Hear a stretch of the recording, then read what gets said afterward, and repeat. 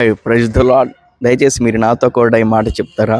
ఏంటిదంటే, నా యుద్ధాలు నేను ఒంటరిగా పోరాడను. ఎందుకంటే నా యేసయ్య నా పక్కనే ఉండి పోరాడతాడు. ఈరోజు నీ యుద్ధాలు ఏదైనప్పటికీ, అది ఆర్థిక సమస్యలే కానీ, అప్పులనే యుద్ధాలే కానీ, కుటుంబంలో సమాధానం లేని యుద్ధాలే కానీ, ఈ యుద్ధాలన్నీ కూడా నువ్వు ఒంటరిగా పోరాడక యేసయ్యతో కలిసి నువ్వు పోరాడినట్లయితే నువ్వు గొప్ప విజయాన్ని చూస్తావు. ఉదాహరణకు ఇశ్రాయేలు ప్రజలు ఎరికో గోడల చుట్టూ దట్టమైనవి, అసలు ఏ శత్రువు కూడా లోపల రాకూడదని ఆ పట్టణ ప్రజలు పెద్ద పెద్ద గోడలు కట్టారు. అయినప్పటికీ కూడా అది మనుషుల వల్ల అసాధ్యం. లోపలికి వెళ్ళటం కానీ, బయటికి రావడం కానీ, ఆ గోడలు పగలగొట్టడం మనుషులకు అసాధ్యం. కానీ ఎప్పుడైతే దేవుని యొక్క నామమును స్తుతిస్తూ ఆయన ఆరాధిస్తూ దేవుడు వాళ్ళ పక్కన ఉండి వాళ్ళు ఎప్పుడైతే స్తుతులచారు యుద్ధం చేశారో ఆ 7 రోజుల్లోనే ఎరుకో గోడలన్నీ కూలిపోయినాయి. ఈ రోజు కూడా నీ పక్కన యెహోవాని పెట్టి నువ్వు గనక యుద్ధం చేస్తే, అది అప్పులే కానీ ఆర్థిక సమస్యలు ఏదైనప్పటికీ కూడా అవి దేవుడు నీకు అద్భుతాన్ని చేస్తాడు. ఈ యొక్క మాట కనుక మిమ్మల్ని బలపరిచినట్లయితే దయచేసి యూట్యూబ్ ఛానల్